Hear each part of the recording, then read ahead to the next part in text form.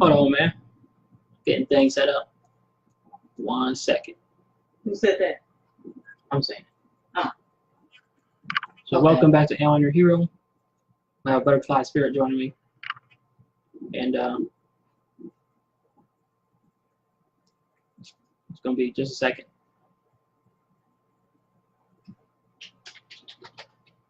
She's getting stuff set up on her end.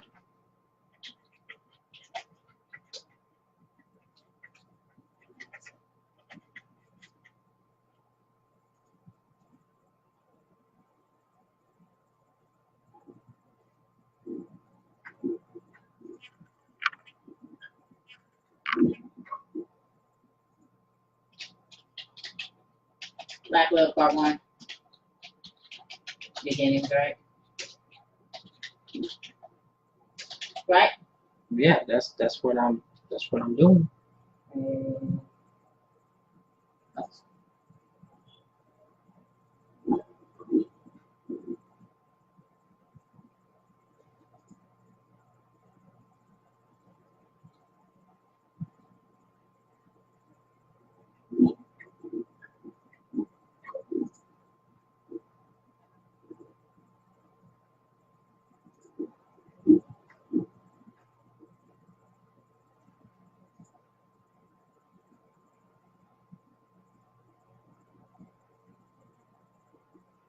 Okay, so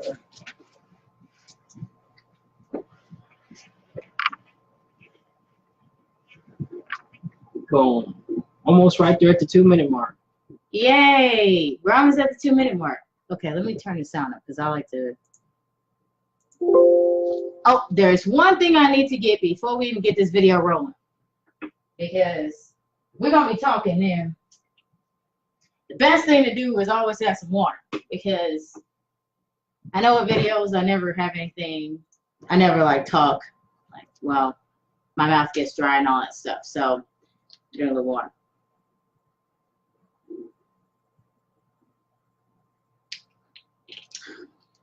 Okay, so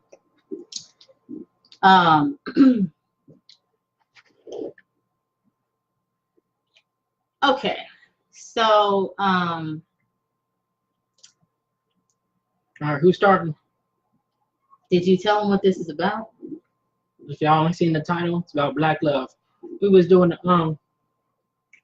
this live about broken households on Facebook and things, and then someone was like, "Oh, instead of talking about religion all the time, you should talk about black love." And we was like, "You know what? Cool." Unfortunately, it's going to involve religion because we was Christians before, and at first, and you know how they teach. You live your life by the Bible, live your life by the way the pastor says, so you can't help it. Because you're told to live your life by those rules and principles and morals of the church. So you're not going to be able to get away from it because you incorporate Christianity into your life. But we won't be on the subject of Christianity today. We'll only be talking about it as how it has pertained towards our black love of growth in the beginning and what it's done for us. Ain't good. But we'll get all through all that. And then we'll get later on how our relationship grew, how our black love grew after that. After we both became serious about God. Once we did that, we kind of we came out of it, out of Christianity. And then our relationship got way better, like way better. And we're going to go through the beginnings. All right, so it's been damn near 5 minutes into an intro, which y'all waiting. So here we go. First thing that happened was... Oh, wait a minute. Huh? I thought there was something I was going to say. Oh, yeah. If anybody has any questions or anything like that, like that they're in a post while we're doing this, just know that we're not going to be responding to comments or questions right away. I just want to kind of say that up front, because last time when we made a live video, then people kept like interrupting what we're doing. We weren't able to like go straight to the video. So if anybody has any comments or anything, then we'll address those questions or comments or whatever towards the end so we can get through this. So it just makes it straight and narrow for us, whatever. I'm Michelle, by the way. I'm his fiance, and he's my fiance. So, you know, I guess to start, I'm just kind of jumping in with it. Welcome, Nick. If I don't know if you're still here, it never tells us. Facebook never tells us who the heck leaves. It only tells us who joined. So what's up, Nick? So we've been together for how long now? 7 years. Yeah. About seven. 23. So about 23. Well, no, I was 22 when I got the apartment. I met you after I was 22. Okay, so how many years were like? 28. 7 years. And then when almost, because in November I'll be 29. Years. 7 years. So 7 years. So we've been together for an even 7 years or whatever. Okay, so that's the precursor. So we've been together for 7 years. So I told people on my Facebook that I'm live or whatever, so they'll be able to see it. But anyway, go ahead and continue. All right, so beginnings. Boom. I saw this website called Jazz, and I was like, Jazz is like a dating website. I tried Plenty of Fish, tried other shit, you know, and I was like, oh, Jazz says that I can actually talk to real women. Okay, great. Join that, and I got some married lady that was trying to have sex with me or whatever. I was like, no, I'm not worried about that. And I got some other crazy people. I wasn't worried about that. Got girls asking me if I was a virgin after 3 days. Wasn't worried about that. And then Michelle popped up, and I was like, oh, shoot. She's a black girl. She's going to want me to be like Lil Wayne. I got to be 6 feet tall to be with her. Light skin, have tattoos, have dreads. I got to be like a gangster. But, so when she popped up and I saw that, I was like, man, I'm just going to go to sleep because I already know what you're going to say. But I was wrong. So I woke up next morning and she said, hey, how are you doing this morning or whatever. I was like, oh, shit, she's still talking to me? So I talked to her back, whatever. Traded numbers, and then I went and hung out with my friend Tony. And there he was, we was chilling or whatever. And then she was asking me to describe myself. Now, I didn't know she meant physically. I was describing myself in attributes. I'm like, well, I like computers and I play games sometimes. I hang out with my friends. I like to fish. I wasn't describing nothing about me that was physical because she heard my voice, right? And she was like, oh, this dude sound white. He don't got no slang in his voice, none of that. And so I was like, oh shit. So one time, like a little bit further than that, she was telling me that, oh, I got some bad news. I'm like, oh, here it goes. She gonna tell me how she can't talk to me no more. Oh, just all this type of stuff. But she was just like, oh, my phone was getting cut off or whatever. My phone was off. And I was like, oh, that ain't bad as what I thought it was going to be. Then when my phone got turned back on, next thing I know, she was like, oh, we should, meet at the mall. But you're jumping ahead, though. I am. What do you mean?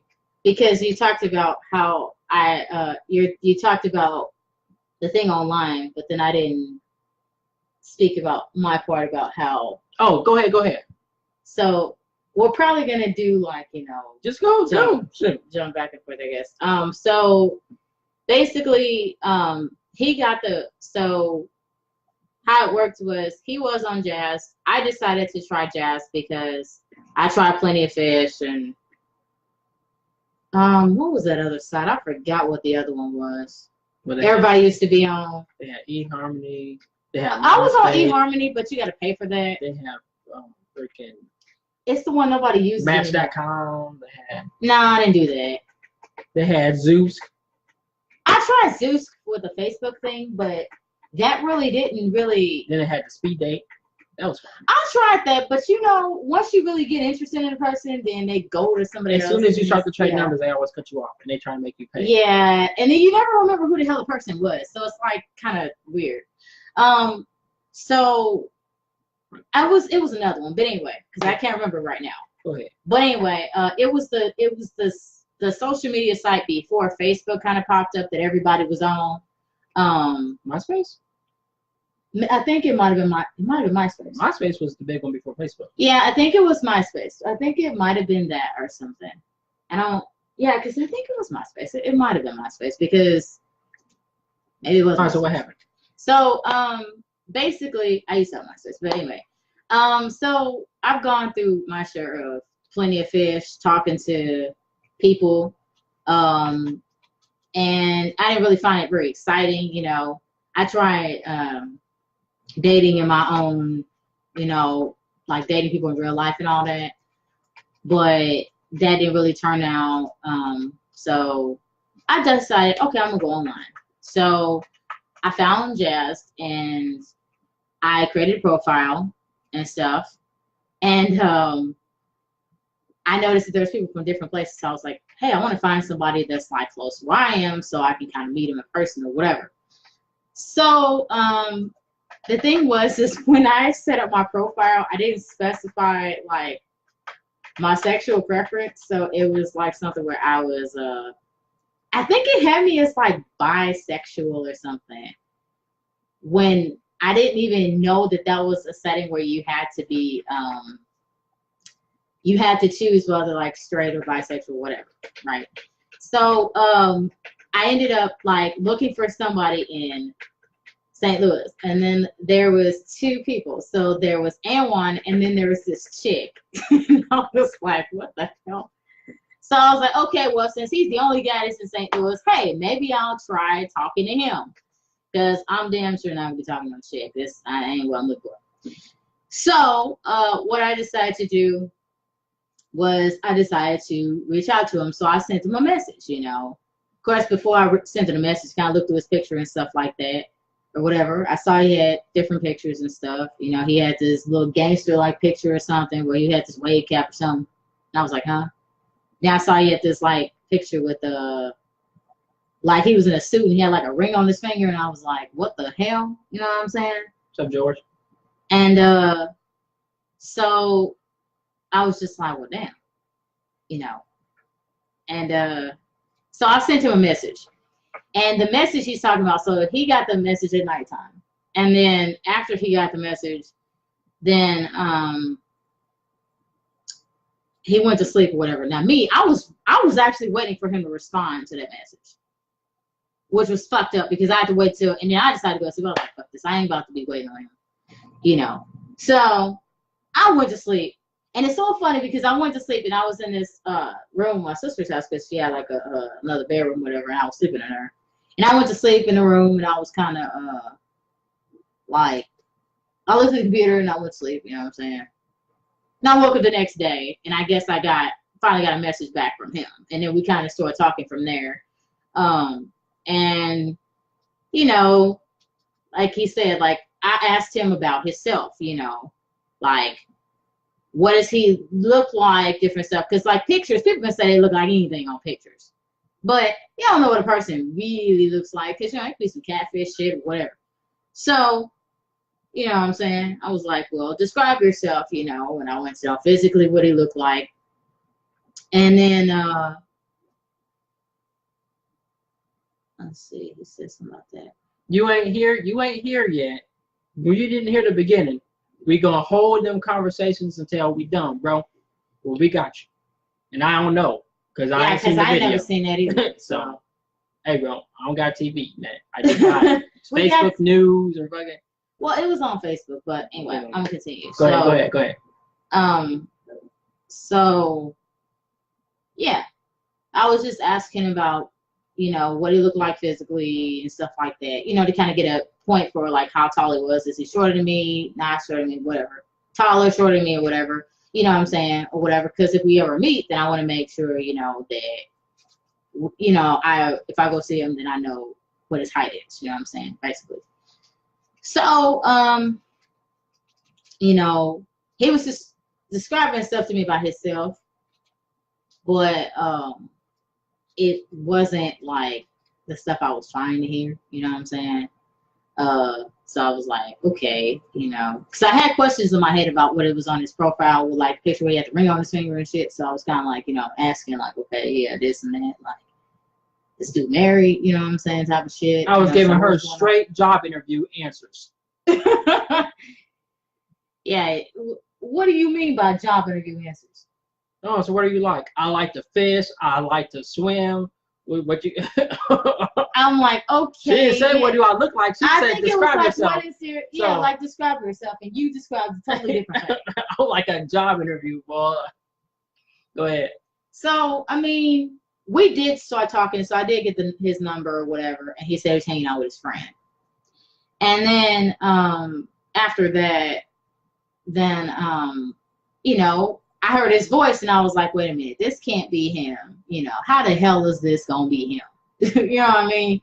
Like, he don't sound like, you know, he don't sound like no dude I ever heard. A black dude? Wait a minute now. No, this some white dude pretending to be black. Come on now. This gotta be some kind of thing. And so, you know, that's what I'm thinking. Now, as he said, we did decide to meet in person, so you can continue with that though. All right, so she's like, "Oh, let's meet at the mall." I was like, "Shit, I don't know how to get there." He's like, "Take the bus system." My first time ever taking the bus system, I had to ask people where I was going. I had to like try to learn how to read the doggone thing in the bus. And I'm like, okay, that was my first time. But I was like, you know what? Sure, I'll do it for love. You know, I'll do it for a chance of love. So, you know, she taught me. She was like, okay, well, you got to do it this way. Take the bus this way, route this way. But so that people understand, why is it that you weren't familiar with the bus? Because some people are going to assume, well, you're black, so you would know about where I was from was Sedona. Yes. Country town, where you can see horses. People will ride horses. Even at the park, you know, these people are horses when you go fishing and stuff like that on the trail. It's horse town, okay? And that's where I'm from. Like, that's where the Missouri State Fair is held. That's where I'm from. So, you know, all them rodeos and all that country stuff they have going, and with the carnivals, that's free. Well, thing is, they didn't have a bus system down there. I never heard of a bus system. I never been to a place with a bus system. I thought that was for big city places, you know, stuff I just saw on TV, you know what I'm saying? But I didn't know it was like real. I thought it was just like stuff on TV. So when I came down here, St. Louis, they happen to have a bus system that I have to learn how to use that mug. So he ended up using a bus, and then he took the train, or as he calls a tram, to out to the Galleria Mall. Everybody know where the Galleria is. If you St. Louis, you know what the Galleria is. Everybody know already. So I didn't know. So describe what's the South County Mall was. So I've been to South County Mall too. You gotta drive down there though. So describe what it was like for you when you was on your way to the mall and getting to the mall, and then. Well, I was just trying to figure out directions, and eventually people was telling me, "Oh, you take it here. Okay, this is the way you go." I'm like, "All right, cool." And it's like, get off here. This is where you walk down there. That's why you're gonna get to Gallery Mall. I was like, cool. And it was wintertime too, cold as a motherfucker. So it was like right after my birthday, damn near. So like you having that big yellow coat too. Yep, I had a humongous mountain Stig coat that my grandpa got me. Back when I was like 16, something like that. And like that coat. I wore that coat, but that mug was loud. Okay, it was yellow and big. And nobody here wears that kind of stuff. I was happy to wear that mug. My grandpa got it for me. I was cool. So anyway, I was coming down the escalator, and I guess you already saw me. So I went, and I was like, where's she at? Where's she at? Okay, so she like that picture. And I was like, I was looking around, like, now I was here. So I talked to this lady. I was like, hey, lady, have you seen a lady that looks like the first? As soon as I said that, she got up. I'm married, baby. I'm married. I'm married. And she kept waving her finger and waving her ring in my face. I'm married, baby. I'm married. This black chick. And I'm like, you know, I'm just trying to ask, you know, if you've seen a person that this about, you know, maybe this tall, that looks like this, you know. But since you keep saying you're married, I guess I'm just on my own. So I took a right, and I looked, and I was like, that person right there with her hair down, that's her. I went over there and I sat down. I knew it was her because her hair was down. I was like, hey. How you gonna do that? That's rude. I was like, hey, it's saying one. I was like, you Michelle? She's like, yeah. And she had, I mean, it was like everything I was saying was this face expression was. I was like, damn, I'm failing at this damn date. Like, I'm not getting nowhere. Like, she's not smiling. She ain't. Now, every other girl I went on date with, they would smile and everything, but see, they didn't work out. But her, no smile, no nothing. It don't work out. It don't make no sense. But I guess it is what it is in real life. But I was like, well, this didn't work. By the time I done left, actually, I was like, oh, I gotta pay for her food. This was during the time where like I'm new. I did the whole really dating for real thing, really, because I really was just working on graduate, getting out of school and all that type of stuff. And so, but you was in college though, so yeah, I was in college at the time. So the thing is that like, I had, because I didn't have no men in my family for real, and in the house all the time to show me men things, I had a woman's brain. I had you gotta be nice all the time, you gotta be respectful all the time, and I also had Christianity in me, where every single thing was a test from God. So I had to always put the best foot forward at all times, sacrifice myself at all times, all money, pay for everything, be the best gentleman. I had no spine, no backbone, nothing this time. So I was like, ain't I supposed to pay for your stuff? Because that's what I learned. Like I said, I had a woman's mind. So at the time. And so I was like, okay, I'm supposed to pay for everything. And she was like, no. So I'm gonna stop him. So we did meet at the gallery, like you said, or whatever, and stuff. I was kind of nervous about meeting him because I never met anybody from off. Well, yeah, I did. I met this other dude offline before, but that didn't really go anywhere. But meeting him, I was kind of nervous about it and everything, you know what I'm saying? And he had that loud yellow coat, and I was just like, no. Okay, oh man, he got this big yellow coat. This ain't gonna go nowhere. This ain't gonna work out. Come on now, why can't he have like a leather jacket or something, you know what I'm saying? Like something else, like, what is this guy from like the mountains some damn where, you know what I'm saying? What the hell? That's what that's what I was thinking. So that's why I put my head down. I was like, oh, shit, stupid, smile at your car. Shit, don't let that be him. So, okay, that's me. So anyway, that's what did end up happening. So that's me. Bro. So in terms of him paying for my food, so my take on it, and a lot of girls will not agree with me on this, but I'm the type of woman that I want to pay for my own food. And reason being is because I want to pay for it because I don't want him to feel like I'm owing him anything. I want us to be on even footing. And so, like, if let's say if it don't work out, okay, well, I pay for my stuff, he paid for his stuff. Nobody has any hard feelings about it. So that's why I was able to pay for my stuff or whatever. And I was comfortable with doing that. Now, a lot of girls gonna tell you out here, oh, well, a guy got to pay for a girl's food and this and that other, and all the other kind of stuff and saying they old fashioned. You know what I'm saying? But I feel like if it's supposed to be equal rights between men and women, then a woman should be able to pay for her own food. You know what I'm saying? Just like a man can pay for his food. I mean, if it don't work out, it don't work out. But at least when y'all starting off, at least it's better to like each pay for your own food, because then y'all don't feel salty if it don't work out. You know what I'm saying? And you don't have to owe anything. Like for a girl, okay, if a guy pays for a girl's food, okay, then the guy might be expecting something. He might be expecting, you know what I'm saying, a blowjob, make out session. He might be expecting some, how can I put it? Hey, Grandma. He might be expecting, I love you. He could be expecting, sex or whatever. It's different types of sex, but that's what a guy could expect from a woman if he's paying for her stuff. So I'm like, hey, because I want to make sure that I keep it to a point where, we on even footing, then I'm going to go ahead and I'm going to pay for my own stuff. And I was happy with doing that. I think it was great to do it because, I feel great about it, And so, so I decided to pay for my own food. He asked me like what places were there and stuff, and we were there really early. So we met during the day. It was at I think it was like 11 or 12 when we was there. I don't even remember. It was 11 or 12 during the day. So we met during the daytime. We didn't meet at no nighttime. We didn't do that. It was in the morning. We met like in the morning hours before anybody else was there, basically. So it would, and I guess it worked out because it'd be easier for us to find each other rather than having a whole swarm of people at the Galleria. Because if y'all ever been there when it's a whole bunch of people, it's difficult to find people. So it was good to meet earlier and stuff like that. And it was cold that day too. So yeah.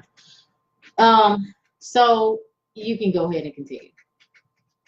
Okay. What we was now, so that was basically how the first day went, and then we met again. Okay. So we met again. Okay. And this time, she was like, "Oh, do you know they got movies here?" I said, "What?" Yeah, and we went and saw this movie called Sanctum. Oh yeah, we did. Where these people were stuck in the cave, and they had the dude, the Mr. Fantastic from Fantastic Four. He was in it, and he was tripping and everything on Sanctum, and it was cool.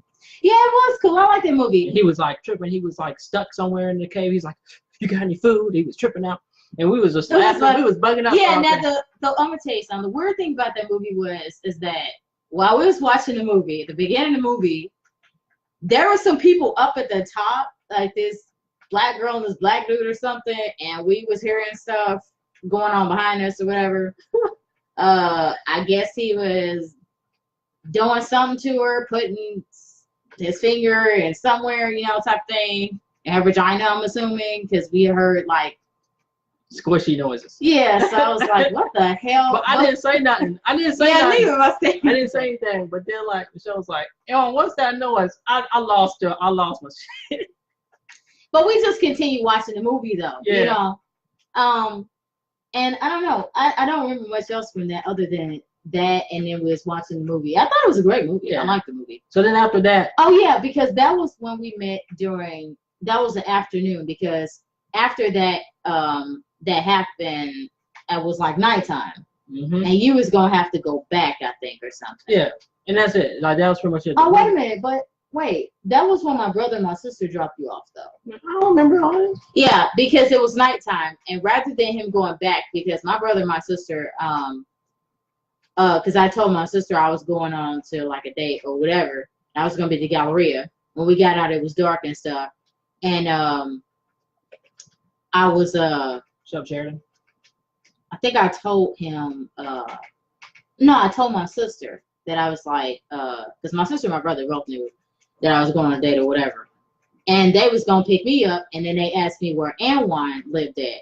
And I was like, well, he lives like in South County somewhere or whatever. And I was like, oh, well, we can give him a ride home, you know what I'm saying, rather than him having to go and take the train and everything, because, you know, it's nighttime and he may not know his way around and everything. So we can take him down there or whatever. And he gave my sister the dress and stuff. And he got in the car, you know, my sister's driving and stuff or whatever. You know, and we just basically went to drop him off, which took like, it was like 30 minutes or some shit to get all the way down to where he was. I was like, damn, you live all the way down here? What the hell? And I think that was the day that they went in to see your family or whatever. Because my brother went in and said hi or whatever to your family or whatever that day. Because it was dark when we got out the movie. So, and it's good too. It's great that, you know, I had family members that was okay with, you know what I'm saying, dropping off my date and everything like that, you know, and stuff. So you can go ahead and continue. So what was the next date? Because there's so many times we done met. The next time she was telling me we went right back to the mall again. And this time we left, we was like, as it was getting warmer, okay? Because like I said, it was like February. And at when we first met, yeah, and at the end of February, okay, y'all know it gets warmer. Okay, so it was about the third time, she was like, oh, I want you to try this food I like, called Charlie's. I was like, oh, okay. And since it was February, since it was towards like February, within that time, she had told me about that. I had got her a teddy bear. That wasn't that next year or later on in the year? It was like next year. It was the next year. The next year. Anyway, next year that's how I ended up getting her a teddy bear, and I named him Charlie. Because we ate Charlie's a lot of times. Yeah, so that was like our first year, and I gave her a teddy bear. They were naming Charlie. Anyway, we got Charlie's, got something to eat, and went to the park. Okay, and then, you know, at the park, you know, I was like, you know, I don't know what the hell. We was talking, walking. Then we sat down on this bench. And I was like, hey, you ever made out before? And she was like, no, I don't remember. I don't know. I was like, okay, well, this is how you make out with her. And then that was that day.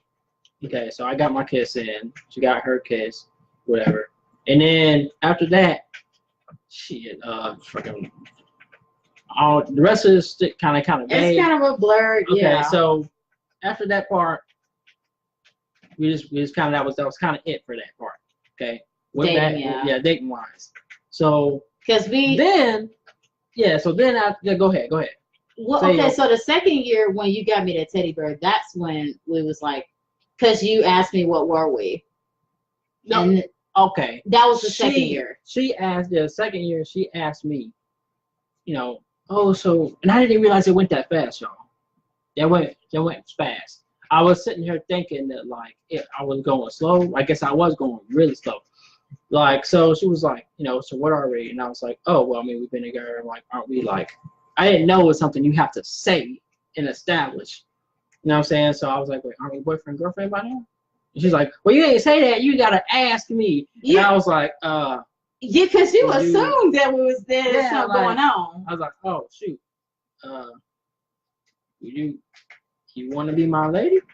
And she was like, okay. I'm like, damn. What? That was hella simple. Because I'm so used to going through the, oh, you gotta be light skinned, be with me. You gotta have tattoos, be with me. You gotta have dreads with me. You got light skin tattoos, look like Drake and all. And now, you know, I didn't have to go through all that with her. So, you know, cool. Because I ain't 6 feet tall, I ain't light skinned, and I ain't got tattoos, and I don't look like Drake. So, hey, cool me. Let's see. It's such a blur with the stuff. Okay. So then, this is where it kind of gets kind of weird. All right, so after that, we established that, okay, cool. So we started off really rocky. Yeah, we did. Super rocky. Now, this is where I started to think that, like, I still to this day, I'll be thinking this shit. I was like that she, like, hated me. Like, she had a problem with me getting a hamster on my own. And we wasn't even living together. I was living in my place, you know, with my parents, and she was living with her place with her parents. And I had a job. I was working at GameStop or whatever, and it was just seasonal, okay? And I bought myself a hamster, and she didn't like that about me buying a hamster. And I was just like, you know, I had all these red flag, like what is over that? Why I got that? Why she don't like me buying a hamster? It's something for myself, and I was tripping. Like, you know, it was a hamster. You know, other times, you know, I had like a schedule that I had for myself. I had a cousin, says whatever. I'll play with her, you know, after I get off work, okay, for 1 hour, because her parents were like, they got diabetes and they got all this stuff going on and handicapped. So I was like, okay. So I was just taking an aspect from my childhood that my uncle did for me, which was play video games and, you know, do some activities. So I brought that, you know, to her, and I wanted her to have good memories as a kid. And so, you know, so she didn't understand that. It's like, well, why are you scheduled to have to? I'm like, I don't have to, you know, it's just something that I do. And it's like, I can't, the thing is that, what's up, Silas, Patrick? The thing is that I couldn't, like, get my points across to her at all.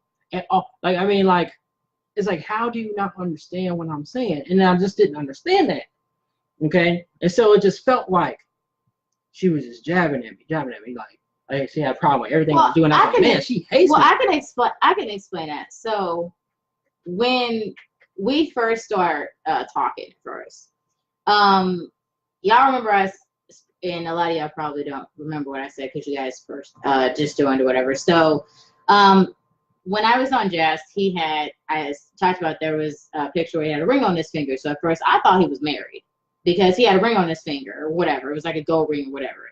I didn't know that was a class ring or whatever. No, I didn't know that.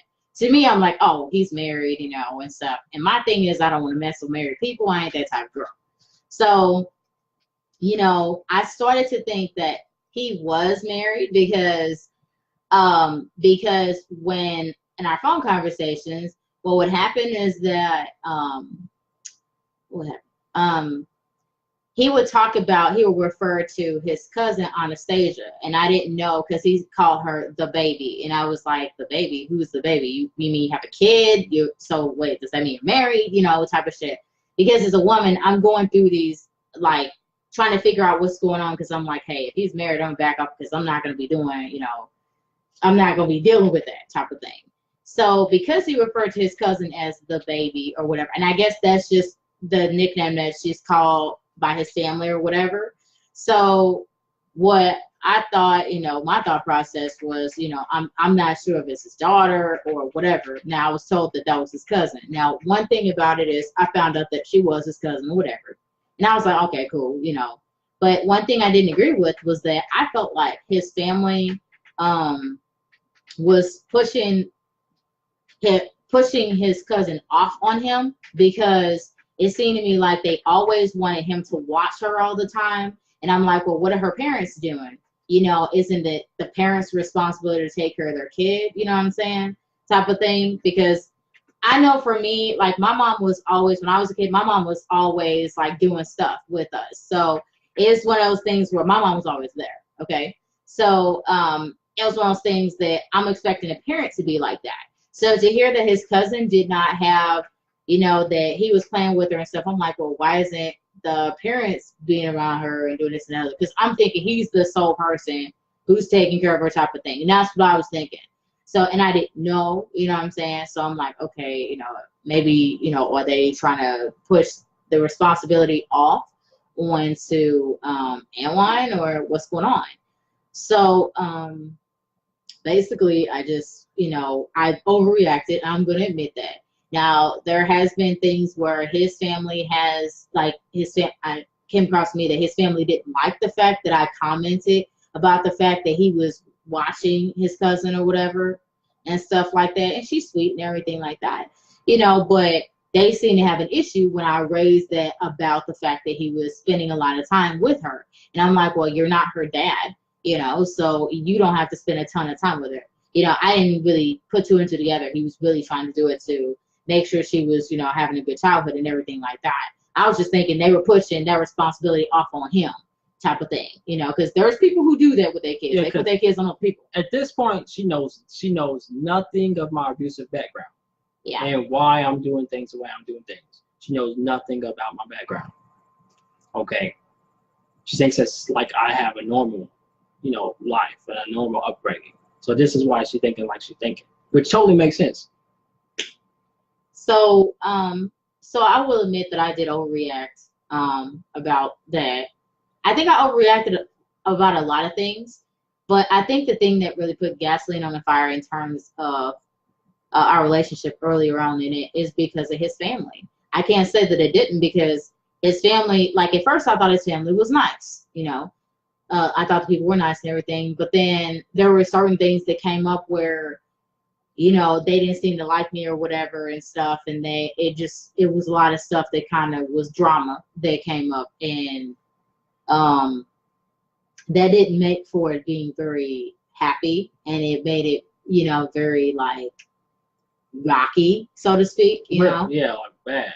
It was like motherfucking sideways. Because I remember, like, because I was learning this myself. Because back when I was like with my dad and stuff like that, and going through, let's say when I was going through my abuse and shit, you know, I always had this thing in my mind, like, oh, well, they're Jehovah's Witnesses, they're Christian, they're, you know. So your mom's side of the family. Yeah, my mom's side of the family. I'm like, okay, so the Jehovah's Witnesses are Christian, you know, don't worry, I got you. They're nice people because they're Christian. That's what I thought. You know what I'm saying? I grew up thinking that because I was never around them like that.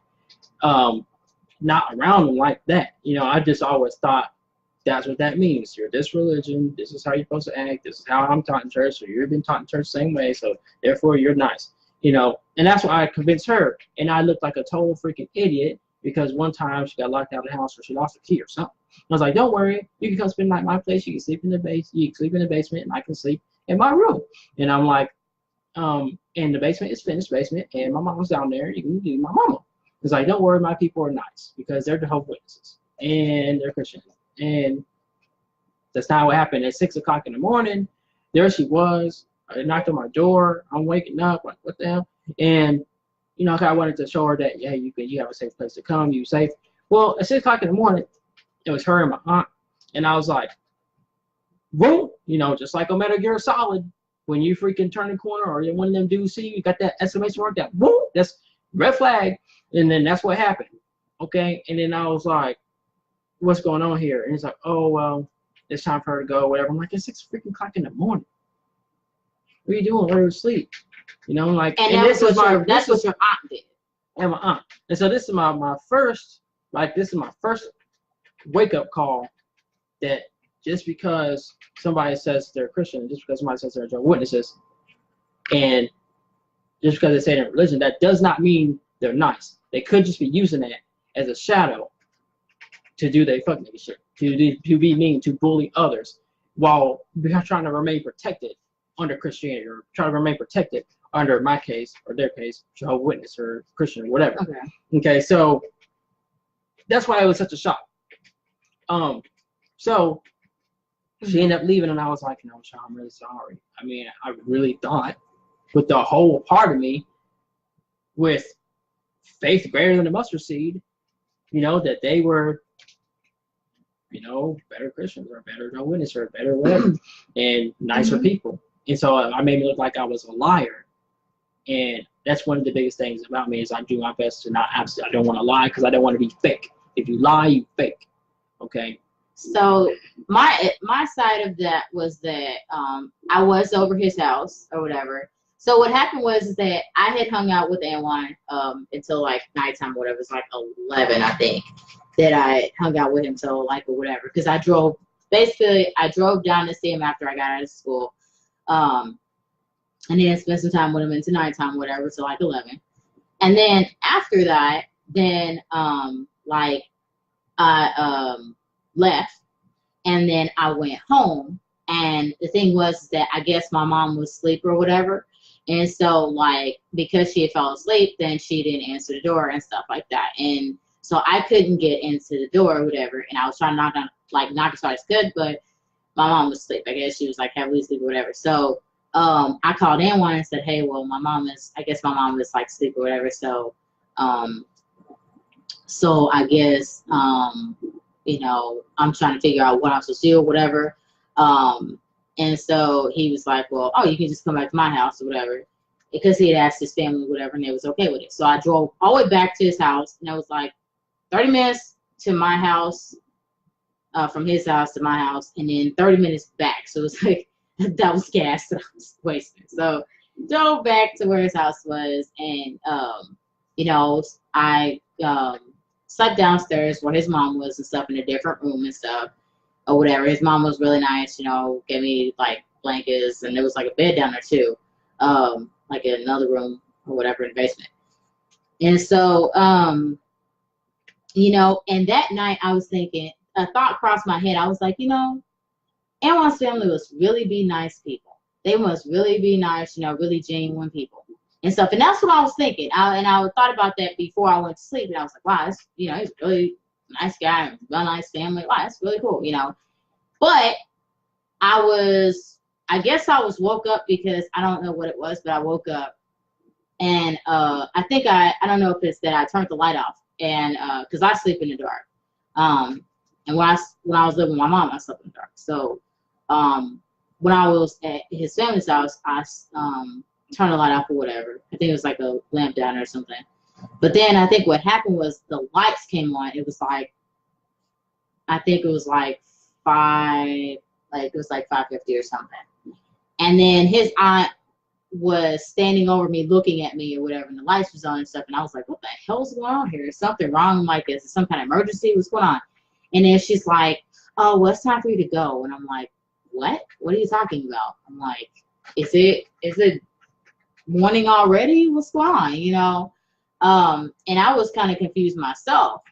So she's like, oh, well, you know, it's time for you to go, you know, get your stuff, whatever, and stuff, whatever. And then, you know, you say goodbye to anyone, and then you can leave or whatever. And I was just confused, like, what the hell is wrong with this lady? What the fuck? You know? Now, this lady, I didn't know. Now, this lady later on, I didn't know how my aunt was, okay? Because, like I said, I thought she was Christian, I thought she was Jehovah's Witness, and I thought that stuff meant that you're a nice person. And like I said, I didn't know you can be a pedophile behind it, a homosexual behind it, you know, you can be anything behind it and just hide behind that religion and act like you're one thing, putting a mask on. But one day she said, well, I can abuse you anytime I want. One time when Michelle came over. And that was in the future. Yeah.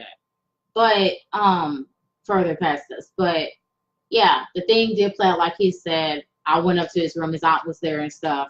And the thing, I was pissed off at him, and I was very pissed at this point.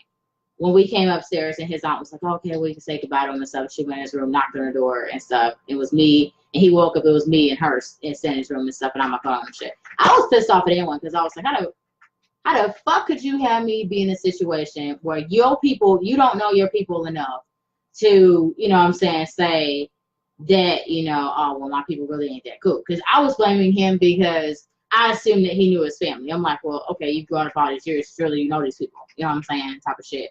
So I was mad at him. And did I, you know, let that go? It took, well, even now I'm kind of still pissed about it. You know, it's been years since then. But yeah, I was pissed because I feel like, you know what, if you're part of a family, you're supposed to know your family. You know what I'm saying? If you got somebody staying over your house and stuff and you invite them to stay over, you need to know your family enough so you don't put this person in an undue situation. If I knew that, I would never done that. And so, and he didn't know, you know what I'm saying? And so, like, my thing is that, you know, I'm just telling people, you know what I'm saying, like, y'all watching, and if y'all know any people, tell those people.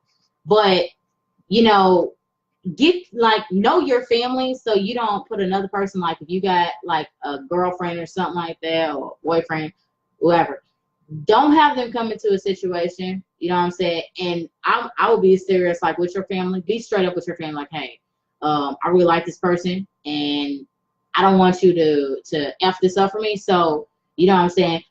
Be on your best behavior because I don't want to run the risk of running this person off because you messed up or whatever. You know what I'm saying?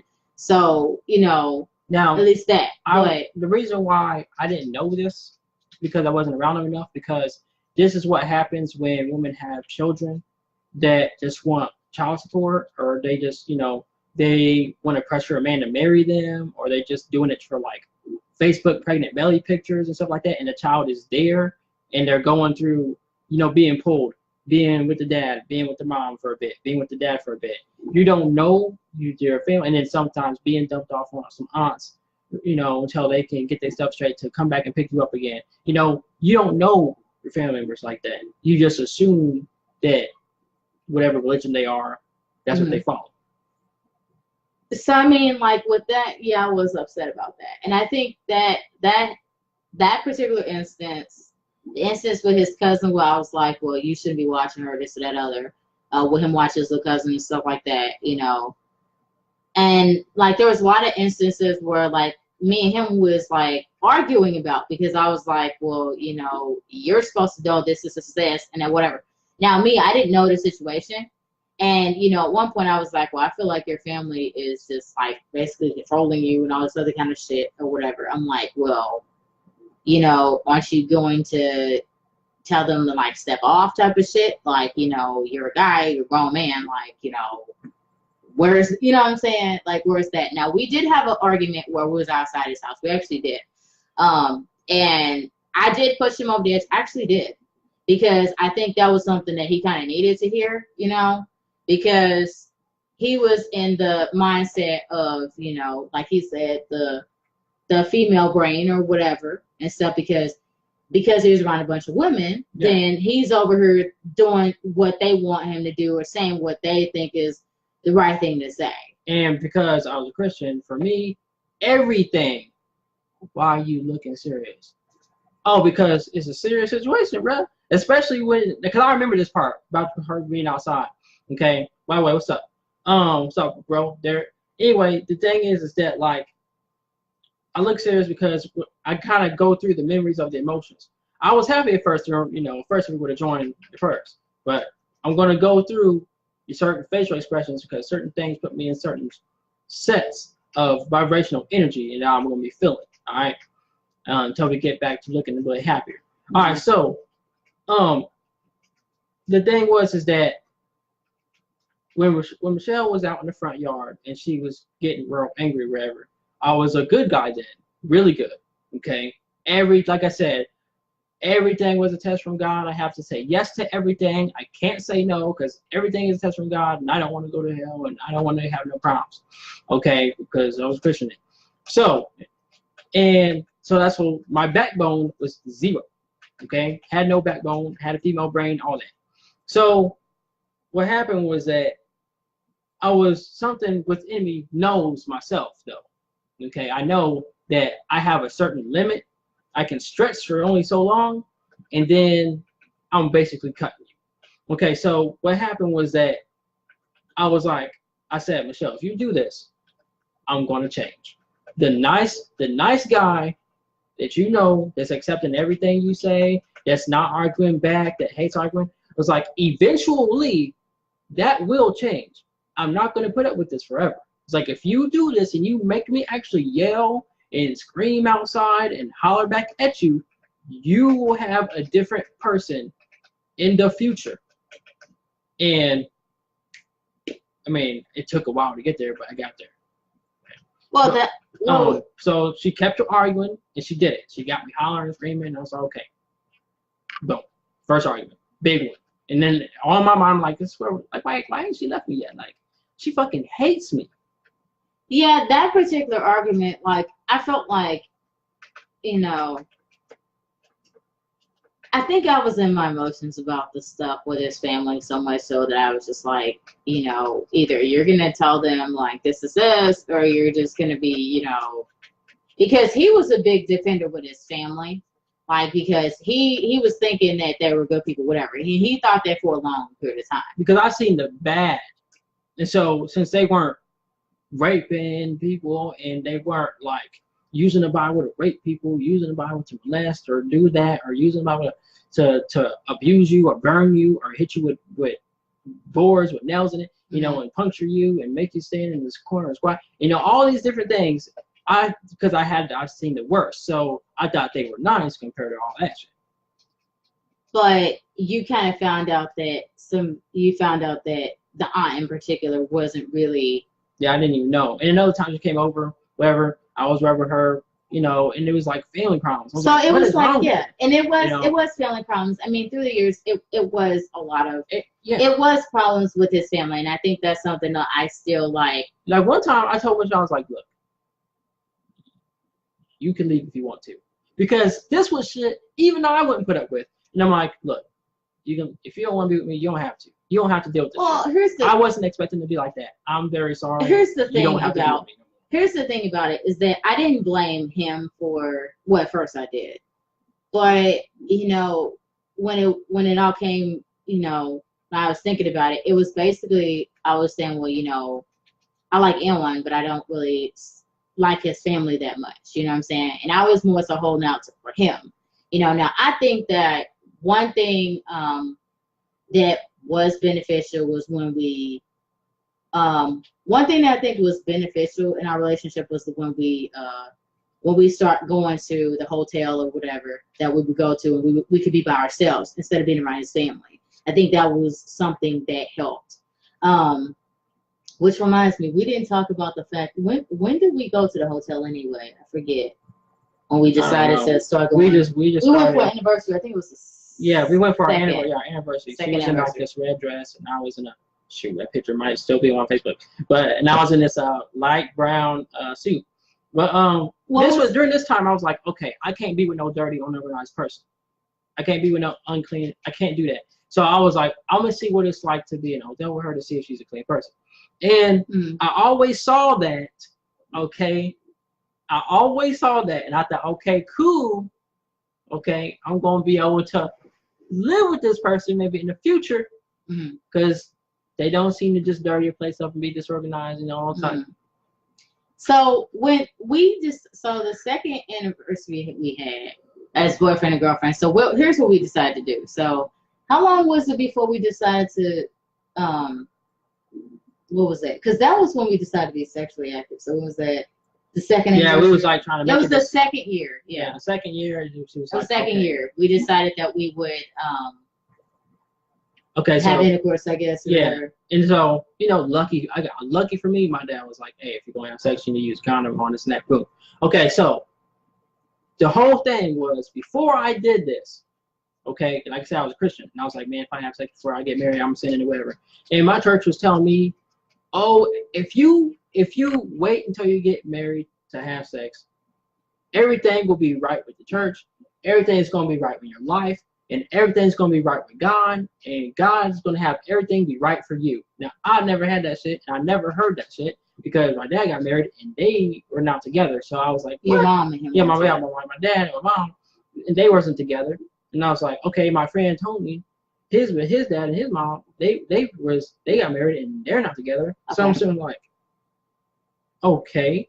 So I wanted to look it up because I never had that life. And that's my first time hearing of a blissful life, you know, where everything's right with God and everything else. I want to see what that was like. So I looked on YouTube. I was like, you know, is life really blissful if you wait to have sex after you get married? And there's a black dude popped up. No, I clicked. Video on YouTube. Yeah, this black dude video on YouTube popped up. So I clicked it. And this dude was like, you know, I did everything right. He said he was even more righteous than me. Oh, well, not righteous, but, you know, he was even more Christian than me. He was even more Christian than me. He was like, you know, I didn't even kiss a girl until marriage. So he was really believing. His faith was way greater than a mustard seed. I mean, of course, you can't actually have faith greater than a mustard seed. A mustard seed is actually physically here. Faith you can't even hold. But, you know, metaphor. So, anyway, he said this. He was like, well, I did everything right. You know, I gave her a hug. You know, I courted and I dated and I had my first kiss when we got married. And the first time I was going to have sex when we got married. He said, I pulled my pants down. And she said, I've seen horses' penises bigger than that. What is that? On their wedding night. On their wedding night. Okay, and then he ended up getting divorced. Okay, with her. And that's what happened to him. And I was like, oh, they done lied to me. And so I was like, immediately, since they lied, and that's not true, I said, fuck it. You know, I will go ahead and have sex before I'm married because he failed. Like, that's what they told me at church. That's a lie. What it says in the Bible or wherever about being married before that, having papers, and everything's we right with God. Okay, that's a lie. So now that I know that's a lie, I went ahead and I decided, okay, at some point we'll do it. And so I got this like a sourcing the condoms or whatever, and I was like, okay, I guess we'll do it. So she, you know, she was like got naked, whatever, and I was scared. Wait, but it was the second. We have to talk about. Okay, first we didn't just get naked outside. I mean, it was inside. We didn't do that. Okay, obviously. so here, I'll lay the scene. So we came in the hotel, like he said, he was dressed up. He had a suit. I had on this dress or whatever, a red dress that I still have anyway. I've had the dress for a long time. I had that since I was in high school. I wore it to my homecoming when I was in high school. So anyway, so we decided to have sex after being together for 2 years, and so I'm gonna say it was, you know, of course it's awkward, you know, like nobody ever kind of goes into it like, you know, like you're great and happy about it, you know, like super confident. I guess I'm pretty confident in one though. Yeah, because she was the first one naked, and she was like, okay. Yeah, I was kind of, I guess, I don't know, I was thinking that day. Okay, so me, I was like, I got undressed right now, I was holding my junk. Like, oh shit, what if I'm just like that black dude? I'm like, what if I'm just like him? And she's gonna say that she's seeing horses being like, what if that happens to me, man? And plus, I had to feel safe because, like I said, I was coming in this relationship with hell of abusive baggage, pedophilia baggage, homosexual pedophilia baggage. I mean, it was just fucking bad. A lot of stuff. A lot of stuff. And so I had to feel safe because sex wasn't safe for me. Because I avoided it all through I avoided that motherfucker. You know, for me, all through high school. All through high school. Okay. And so now I have to jump over a piece of that baggage, okay, through that, you know, Christian pedophilia, homosexuality. I had to go through that. And so I was like, okay, so I just raised my hands up like this. He's like, there it is, okay. I'm not big. And so, you know, he was like, okay, we'll get into bed and you just put it in here and whatever. I was like, okay, and I put the condom on and we did it, whatever. And I started tripping because you freaked out. Because I freaked out because of blood. No, blood freaked out. Okay, so here's the thing. So let me explain this. So because he's missing the part. So we got to bed, start, you know, doing it, whatever. Now here's the thing. I was a virgin. So this is why he's talking about blood, because I was a virgin. I never slept with anybody. When I was in high school, I wasn't sexually active or whatever. and I was a virgin. And I stayed a virgin all through high school and so I got into college. So he was basically my first. So that's why, you know, there was blood, and he started to freak out because he broke the, you know, my hymen or whatever. And so he freaked out. Yeah, I was tripping.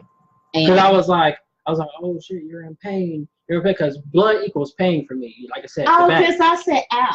Yeah, she did. And I was like, oh, I'm fucking up. I'm messing up. No, you know, just going ham. And then like, she's like, oh, don't worry about it. You know, just keep trying to learn. I'm like, I'm not going to keep trying. You said, ow, like I'm doing something way wrong. Like something's wrong. Yeah. Anyways, we stopped. I was done. Yeah, I was done. It was done. And then, so. Yeah, I think we just kind of watched TV after that. Yeah, after that. Yeah. It didn't really go anywhere. Now, I will say that after that we did have sex different times after that. Sometimes we were at the hotel. Yeah, we was just trying to like. Sometimes we did in different places. So we was just trying to like figure it out, you know, because we're in a relationship. So it's like, okay, I got to figure out how to make you feel good because, right? I mean, I have to do that, you know, because like you're my freaking lady. What the hell? I need to learn this. So it's hard to figure out. But anyway.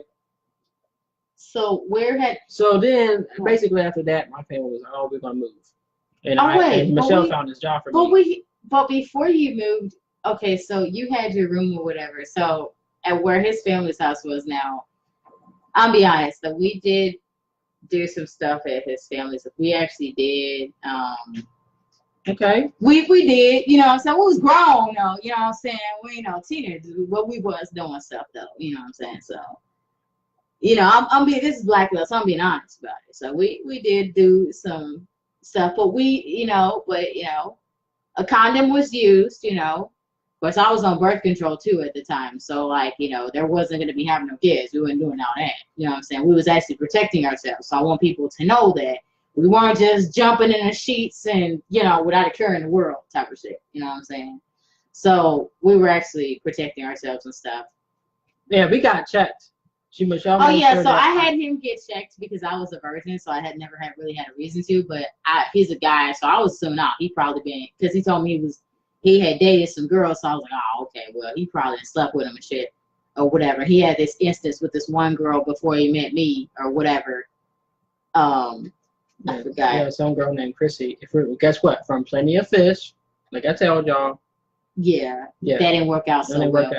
Because that scared you away from sex, though, her, because she was like... Yeah, I was like, this way everybody's like... Because she basically, like, took my penis and she, like, slammed it, like, with my testicles, too, really hard. And she was like, why ain't it coming out? And then it was in November and all types of... Yeah, so she was trying to deal with him, but after they... It was, like, right after my 21st birthday, okay? Mm-hmm. And, like, I had been to the strip club, you know, for the first time and everything, and I had been treated...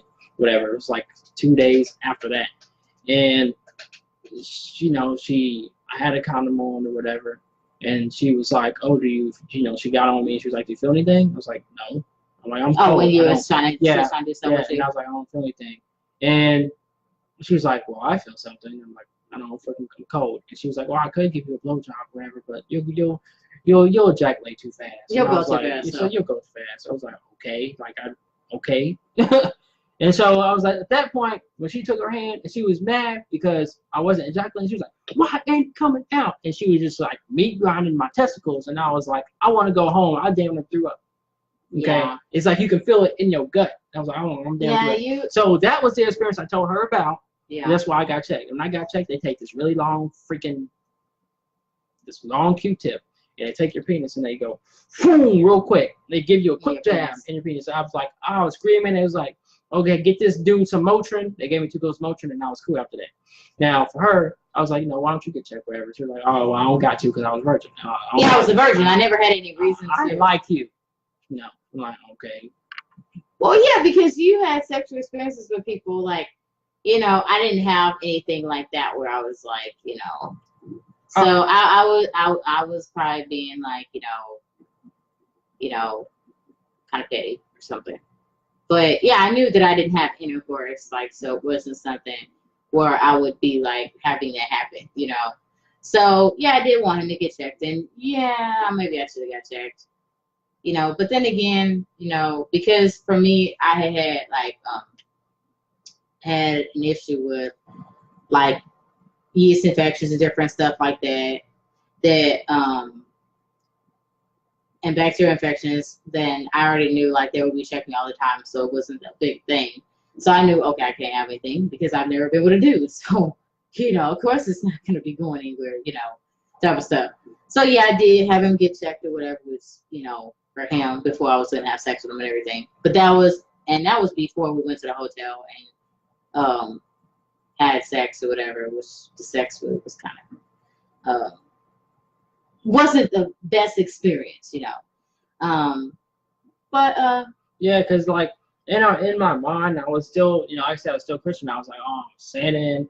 I'm not supposed to be doing this stuff. I'm still not married. I still got to be the perfect Christian. I still got to be perfect. Oh my God, fuck that. Like, I'm over here just for real. Like, and I just couldn't like give her. I couldn't. It didn't help my relationship with her at all. Yeah, I will agree. So when you're going to church, like a lot of times there is this thing where they're talking about, especially for girls, they want them to say themselves. Me, I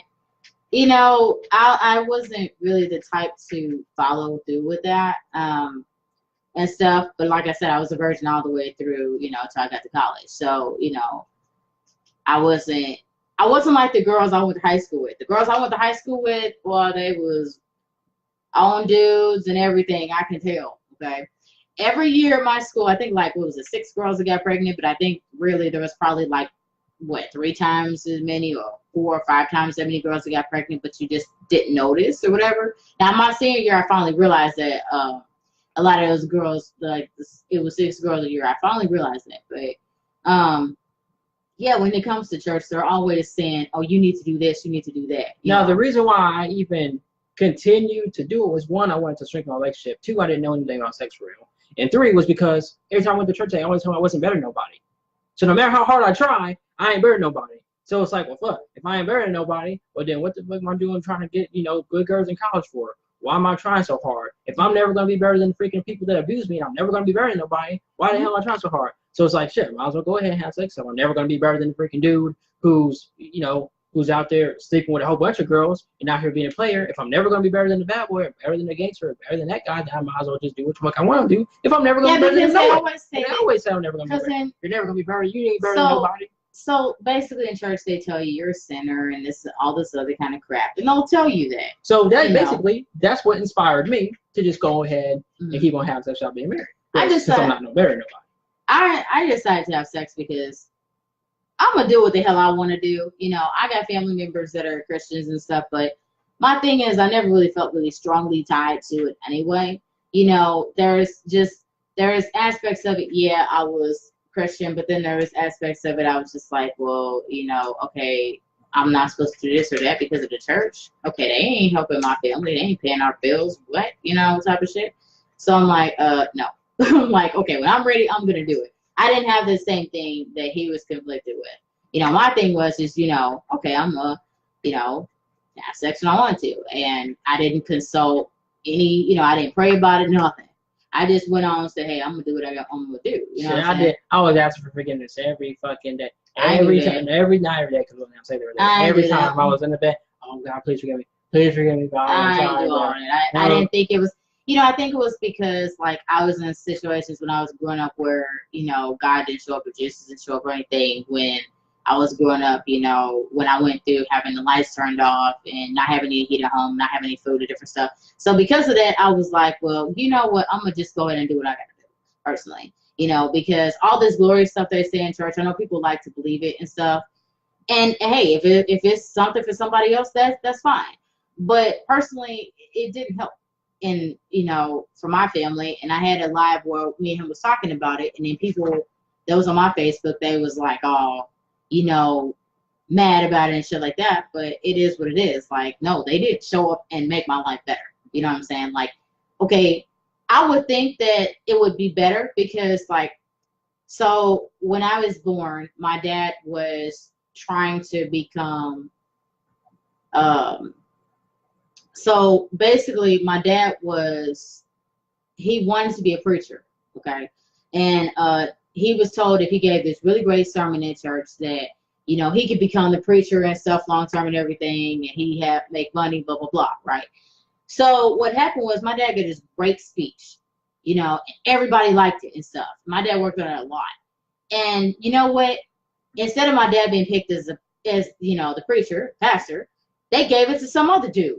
And so, you know, I mean, there you go. You know what I'm saying? Like my dad got blindsided, you know, for the role that he wanted to get. He got blindsided. And I was like, well, damn. And I used to think until I heard that story, I thought for the longest time that it was like the Bible type of shit. Like God was speaking to you in your ear or in your head, and it was God talking, and you heard a real voice, or he appeared and Jesus revealed himself to him, or Jesus revealed himself to me, you know, all that type of stuff. And that's why I thought it was like, I had no idea that you became a pastor from somebody regular person, like you, a human, appointing you. I thought it was like divinely appointed you. Yeah, because you go to school. So that was a wake-up call for me on that, too. So I'm going to say you go to school to become a reverend, a pastor, a bishop, deacon. You go to school for that. There's a lot of Christian schools that are out there where people get their degree and then they become a pastor. Even the pastor that was at the church that he was at, even he, you know, attested to that.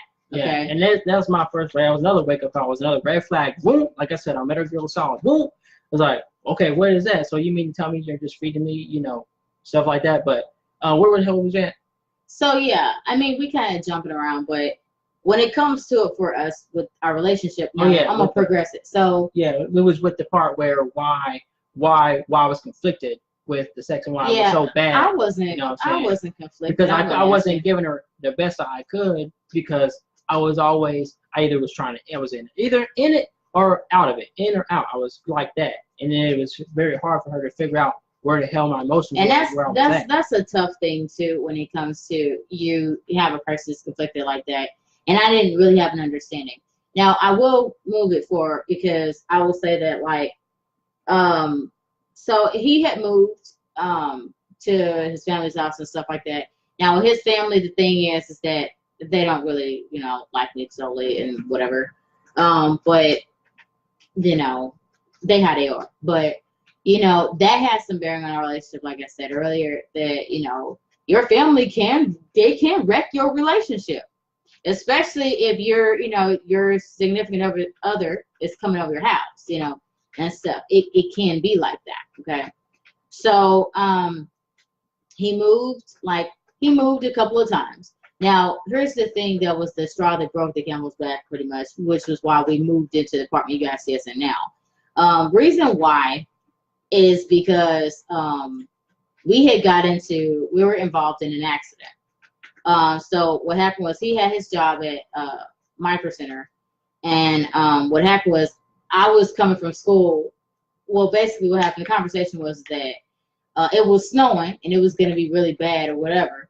Like ice, like the ice, it was misting, and the ice would build up upon itself. So the thing was that, the conversation was like this. I was coming from school and I called him and I said, hey, Anwar, you got to ride home or whatever? And he's like, well, I guess my family can come with me. I said, well, no, I can come get you because I'm closer than your family is, you know what I'm saying? And so I said I'd pick him up, and if it got too bad, I was like, okay, well, you know, we get to go over my cousin's house or whatever, because my cousin's not that far away from where his family was, because this is when his family had moved over there, like, Oakville. No, we're not talking about Oakville. We're talking about in the future. We're not talking about Oakville. We just skipped that. Oh, sorry. So we're talking about like when your family was like in Northern County or whatever, like where why your family was living in that apartment or whatever. I don't remember. Because it was when you had that room where all your stuff was in there. And they just threw and then they threw all your shit in there, and then then the cats was like, what the fuck? And your cats were almost gonna attack your hamsters or something type of shit. Yeah. Okay, I remember what you mean. So we had, and what led to that, I guess me and him had went to the hotel. And I think his family, he got mad that me and him was at a hotel.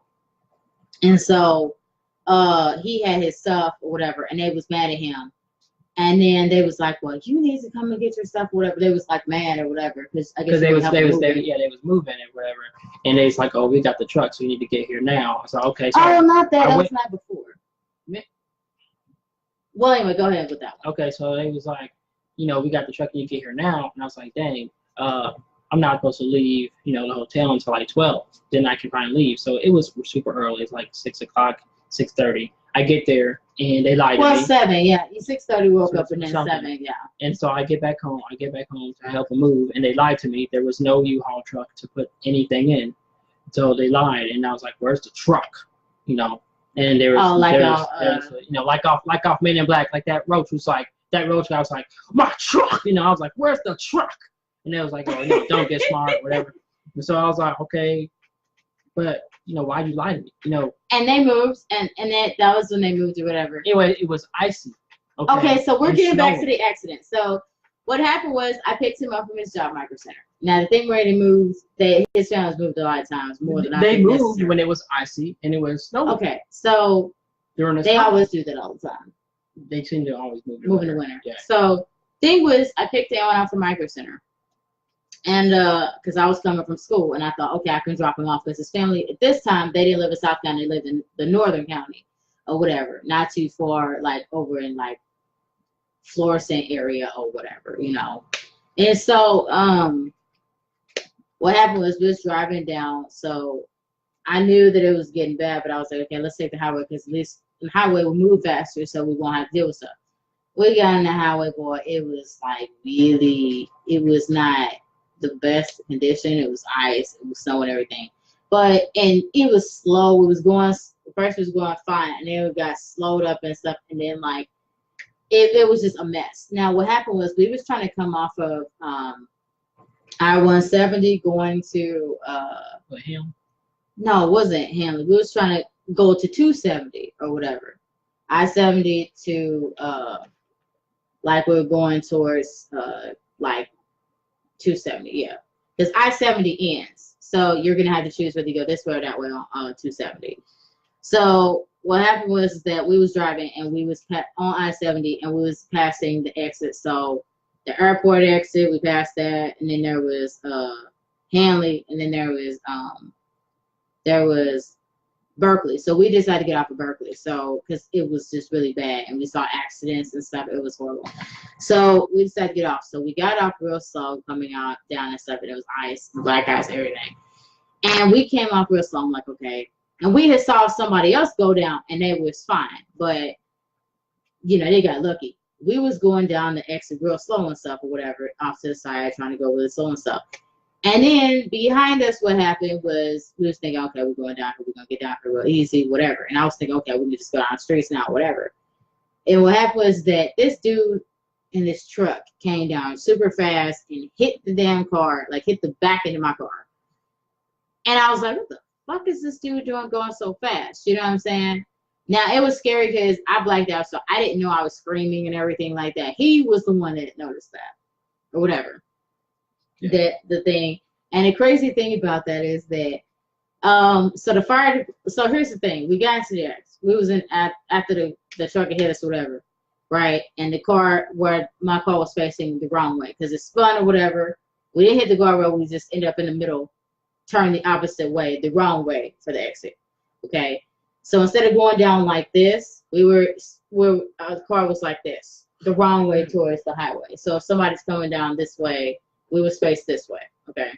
So that was the problem. Okay. So we would just basically facing the wrong way. So then after the accident, like, and my consciousness finally came back, I guess. Then I kind of came to kind of shit, Yeah. And then I guess he felt like his chest was crushed or something or whatever. And then me, I was okay. I think it was my arm was just hurting or something. And luckily we didn't have anything serious. So I was like, yeah, what happened? It's kind of like disoriented shit. So then he was like, well, we need to call 911 because, we'd be seriously hurt, right now we're probably in shock or whatever. So we calling, Now the funny thing is that before we called 911, there was this police officer up there, sitting there at the exit. And I was like, and instead of calling 911, if there's a police officer, why don't you go up there? And now we're thinking that police officers are good people. You know what I'm saying? And he was black too. So He was a black. M1 decided to go up there and tell the police officer we've been into an accident so he can call the ambulance for us or whatever. You know what I'm saying? Yeah. And stuff. And since we've been involved in an accident. So okay, so the guy goes, all right, I walk up You there, the walked guy up there. goes, go back in the truck. I mean, he said, go back in the car, sit down, and wait on the assault truck. You don't even know hospital. Go down there, and you need to wait before you get knocked off of this road. Go down and wait for an assault truck. I'm like, nigga, we in the hospital. Like, what are you doing? and so What the hell's wrong with you, bro? She's hurt, and I'm hurt. I got chest is killing me. Her legs is over here hurting. Like, we need some help. we had to call 911 ourselves and say, hey, we've been involved in an accident, we're on this exit, whatever. You know. All right, so what happened next after that? The fire truck came. And Okay. they almost nearly came and like hit the car. Okay, so basically, what happened was that the fire truck finally came. Boom, they got out the car. Boom, they got out the fire truck. They came over, and they's like, "Hey, ma'am." They I called thought they you was ma'am. talking to her, but they called me ma'am, man. They kept on. Now they saying ma'am because one, I didn't have all this. This was like shaved off. Okay, and since so many girls is having the same haircut that I got, they just to be on the safe side because not all girls got boobs and stuff like that. So be on the safe side, they just say ma'am all the time because you got girls looking like dudes all the time, chopping off their elegance and stuff. So looking like a dude. So they were like, okay, we don't know we don't know what you are, so we're just gonna call you ma'am. Okay, we don't know if you a man with a penis or a man with a vagina. We just gonna say ma'am. Okay, so that's what they kept saying. And I'm like, I'm a dude, but whatever. We did. They ended up taking us to the. We ended up riding the ambulance, left the car there. We wanted to come back and get the car. She tried to call her family members to come and get the car. They didn't show. Whatever. That didn't work out because we had to go to the hospital and sit there and everything. They told us we was okay. Yeah, so she said, okay, I got chest contusions. I tried to go back to work. Well, I couldn't I couldn't do like this with my arms because the chest contusion with the seatbelt. And Michelle had something going on with her leg, and she had a wrist arm thing, arm thing for her wrist because of her in the steering wheel. So that shock, that boom, bam, then it hurt her wrist. Okay, so then after that, we sat there, got through the hospital, boom. Now we walking. So now we walked. Yeah, we had to. The thing is, we were released from the hospital. Luckily, I was like around the corner from my cousin's house and stuff. Luckily, the hospital was there. So thing was that I think people in my cousin's house was sleeping and stuff. And I called my brother. My brother woke up, whatever, but he was like, well, you might want to wait till the morning and shit. So, I was like, no, we just going to walk over to my cousin's house. We just going to walk over where you are, you know what I'm saying? And so we walked over there, and it took us like 30 minutes to get to her house and everything and stuff. Now, there's a whole drama with my family and every damn thing with being on my cousin's house because I guess I didn't know that my cousin had felt some type of way about me and him not being married or something or some other kind of shit or whatever. I think we was going to be trying to do stuff, but I'm like, we just got into an accident. Like, how the fuck was it? Wait, was they married? No. So why were they mad about us not being married if they wasn't married? I don't even know why that was. Sometimes people like to project shit off on you, like they feel some type of way about you, but then for them, they don't. See, they're the exception from the damn rules. So they want to excuse themselves, but they want to do something different. You know what I'm saying? That's called mental abuse. That's what that's so anyway, so we ended up staying in my cousin's house, went to sleep. We got up. My brother helped us go get the car and everything. So with Anwan and I, my brother helped us go get the car. We went past the exit. We didn't see my car. I was like, where the hell's my car at? It was left up there the wrong way. I was like, what the, So we had to go and find where the car was. It was at this Berkeley. It was at this what was it? A towing place. Berkeley. A towing place in Berkeley, yeah.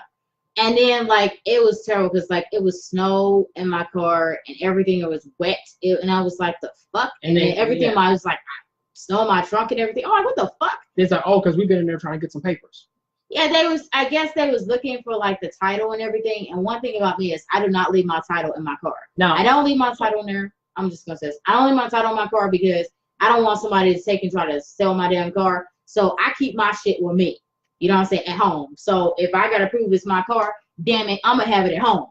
So if somebody try to do some slick shit, then hey, they ain't gonna be able to do no slick shit with my damn car. You know what I'm saying? So we did get the car back and everything and stuff. Now the car looks, when we saw the back, it was not, it was not good. All right, so now the thing is that at this point I was like, oh shit, well, she gonna leave me, because if she wouldn't have to pick me up, she wouldn't have had to go through this mess with the truck, with the car. God, yeah. I was thinking that on my way back from the police, going back to the car, trying to wait on the doggone assault truck. I was already thinking that. Now I'm still thinking that, like, okay, at some point she's gonna break it off of me because I done messed up her only car that she only got from her school funds. And so I was like, okay, shoot. So if we got to pay for this, it's going to take away from the apartment we're trying to get, because it's going to take away from the down payment. We weren't even in talks about getting an apartment. See, here's how we came upon the idea of this apartment here.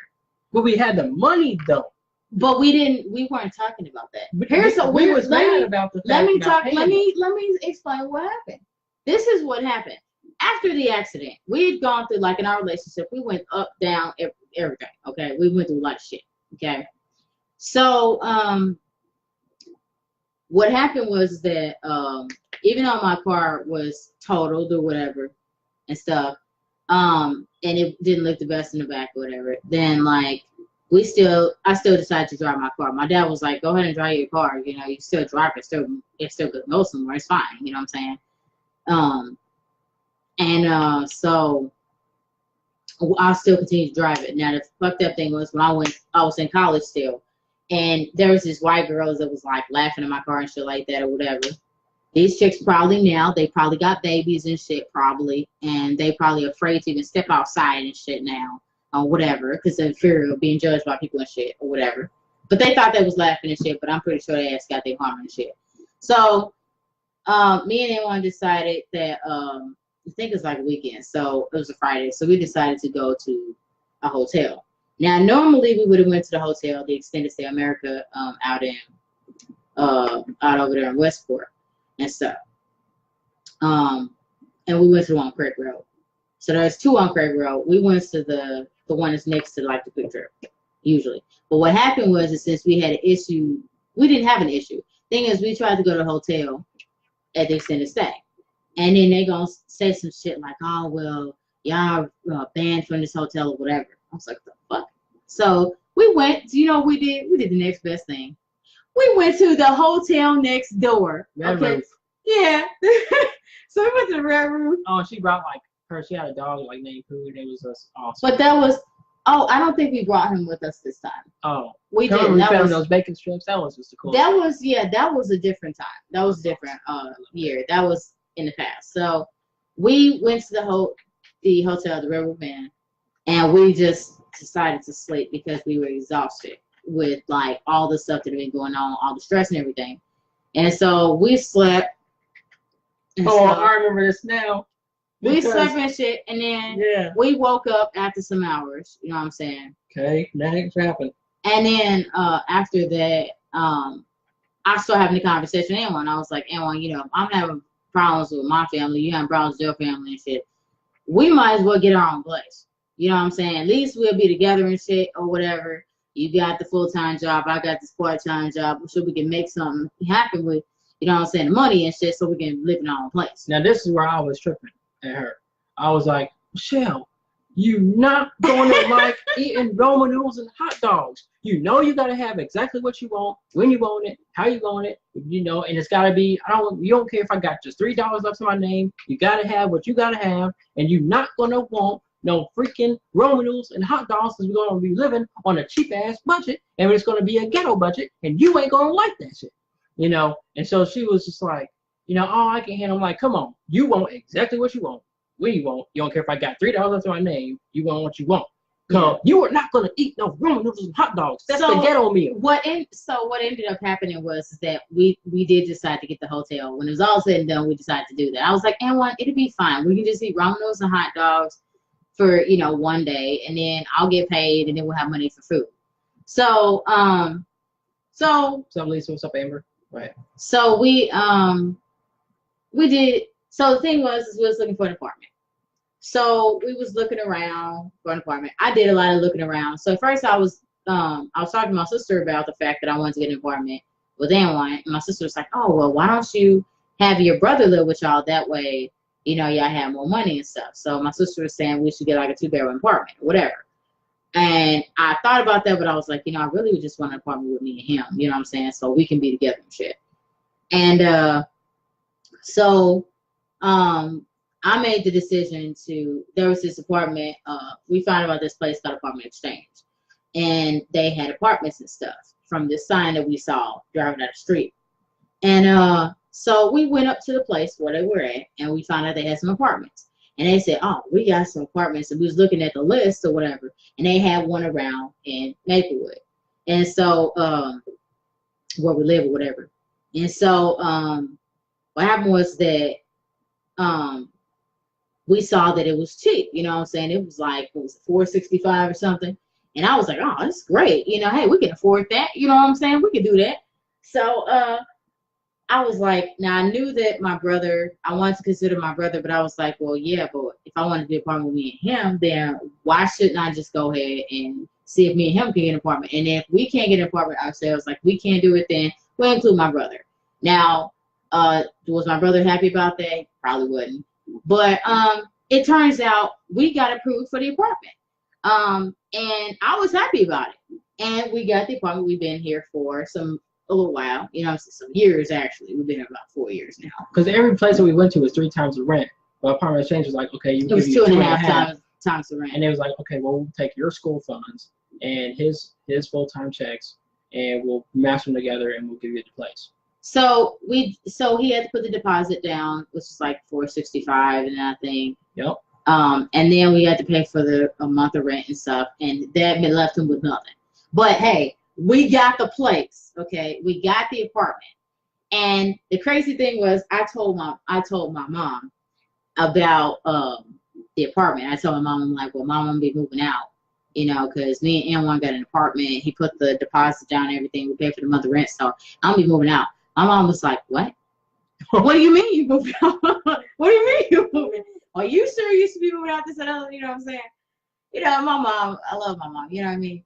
So she was like, what? You know, and my family found out, like my mom had told people and stuff, and I was like, what? You know, and this and other.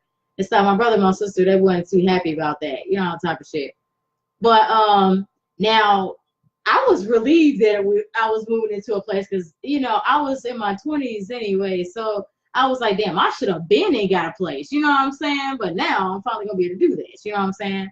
And stuff.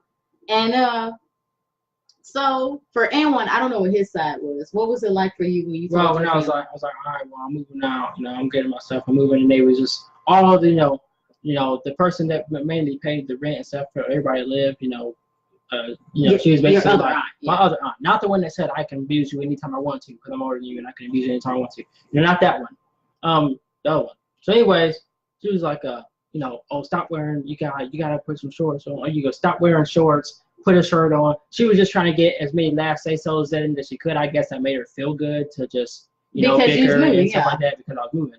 So I guess she just wanted to, you know, exercise her Jehovah's Witness, Christian stuff, whatever, and feel like she can just say whatever the hell she want to say and do whatever she want to do and pick on you and mentally, you know, smash your brains out, you know, whatever. And so, you know, and feel untouchable at the same time. So then we left. I was like, okay, you're getting your last say-sos in. I was like, go ahead and get your last say-sos in. I know that's what you're doing. Bye. Boom. We left. You got your apartment. Open it. I'm going to put the key in. Motherfucker, it was cold. Okay? Yeah, it was cold in here. Now, they already had the stove in. And then they already had the stove in. They had a refrigerator in. And we basically was like, okay, well, we're going to have to turn some stuff on. We need lights. We need gas. You know, whatever. And we slept on the floor. Yeah. In the bedroom with my camping bags, my sleeping bags I use for camping. That's what we had. So with the stuff, so the apartment people had already had the electric on, but we had to take it out of them paying it into us paying it or whatever and set it up with him paying for it, and then I'll be paying for the gas and stuff and things like that. And yeah, we did start off. We was on the floor.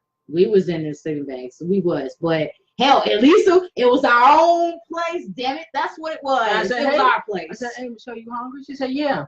Guess what we went to the store and got? Ramen noodles. Ramen noodles and hot dogs. You think I was playing? You thought I was playing when I said that. Nope. We got the ghetto meal, Roman noodles and hot dogs. We got the budget meal. We got the trying to make it, living off of every check meal. Yeah. Roman noodles and hot dogs. All right. So and every now and then, if you lucky, we can that. get a little bit of freaking what do you call it? Baked beans and hot dogs instead. Well, so what we did do was, it's like living here at first, we would sleep on the floor. Yeah, we sleep on the floor. Your back, it gets your back. You don't have no comfortable sleep, you know. But it was our place, you know what I'm saying? It was cold in here because, like, our windows, I guess there's some kind of, like, draft or some shit, whatever, which is why we have plastic on our windows and stuff to keep us warm in here and stuff, which we have our windows taped up and shit, whatever. So, now, we didn't have no microwave. We didn't have. Her Aunt Mary is the person who gave us pots and pans, and we still got one of them. The one that she makes lasagna out of. Yeah, it was. We still got that one. It's good too. It's nice, like a glass like ceramic. Yeah, ceramic. Yeah. Pot or whatever. So my Aunt Mary gave us some stuff or whatever, like some towels and some pots and pans and shit like that. You know, she was really the only person from my family who gave us anything. Personally, she was the only person. And you know what? Now I'm gonna say this. So for people watching, y'all probably don't know. Like my Aunt Mary passed like some time ago. Like not even some time ago. Like I would say this year? Like I think it was not this. Yeah, this year. My Mary passed this year. And that was the person who gave us stuff. And you know, my Aunt Mary was a wonderful person. She always had an open door policy. Always, you can come to her with anything. She would even let people who was like, you know, friends of her nieces or nephews come and spend the night or whatever. You know what I'm saying? Really nice, you know, solid earth type person. You know, and my Aunt Mary, even though like my Aunt Mary went through a lot of stuff, my Aunt Mary lost her leg. So she only had lost one leg. She lost the other leg. And then arm, so she was only down to one arm, you know what I'm saying? And she was in a wheelchair, but she was still the salt of the earth, you know what I'm saying? And, you know, the crazy thing was that, you know, my Aunt Mary was always genuine, you know what I'm saying, about stuff, you know, even though when she was growing up as a kid, like, you know, she was, you know, treated no better than a dog, you know what I'm saying, like by her grandfather and stuff. And, you know, of course, people were, you know, of course, he was Christian, so, you know, of course that was, you know, justified the shit. But, you know, my Aunt Mary was always really nice. You know what I'm saying? And it's disappointing that she's not here, you know, anymore. You know what I'm saying? And that really hurt a lot of people in my family stuff. But still, you know, even N1 did stuff for my Aunt Mary, too. You know what I'm saying? Trying to keep her, you know, wheelchair dry and stuff like that when it's raining and stuff. He, you know, he's been there doing stuff, you know, helping out and everything when it came to her and stuff, you know what I'm saying? So, like, it sucks when you don't have a ton of support, you know what I'm saying? Even though I have a lot of people in my family, still didn't have this support, you know? And I come from, you know, Christian on both sides, you know what I'm saying? And people, you know, I used to be a lot closer to everybody, but when my grandma passed, then that was kind of the end of that shit, with everybody being close. And then everybody kind of dropped off from there type of stuff, you know? But I mean, with us moving here and Aunt Mary giving us stuff that she did, then like I would have to say I was very grateful for that. You know what I'm saying? And she was always positive, even though she was only half like one arm. You know what I'm saying? We made a dedicated video to her. Yeah. After her funeral on your Facebook, I think. We already. And nobody watched it in my family. Nobody watched it, and I was kind of pissed off about that because now I know what people are like. So I'm like, well, you know. But the one they want to comment on it is the one about the broken home. That's kind of rude. Yeah, I think that's. And right. I'm gonna talk about that too at some point on my Facebook. But what I'm gonna say is that with our apartment, when we first got here, I would say I was excited about having an apartment because I was like, oh great, we're gonna get to have as much sex as possible. I said, great, you know. But you know, they kind of went downhill because we were still arguing and stuff, and we were still Christians too at the time. You know, I was going to church, he was going to church, and we still each other's thoughts too. We still were. Okay, now it's been 1 hour and 40 minutes. Okay, 1 hour and 39 is gonna be 40 minutes. 1 hour and 40 minutes.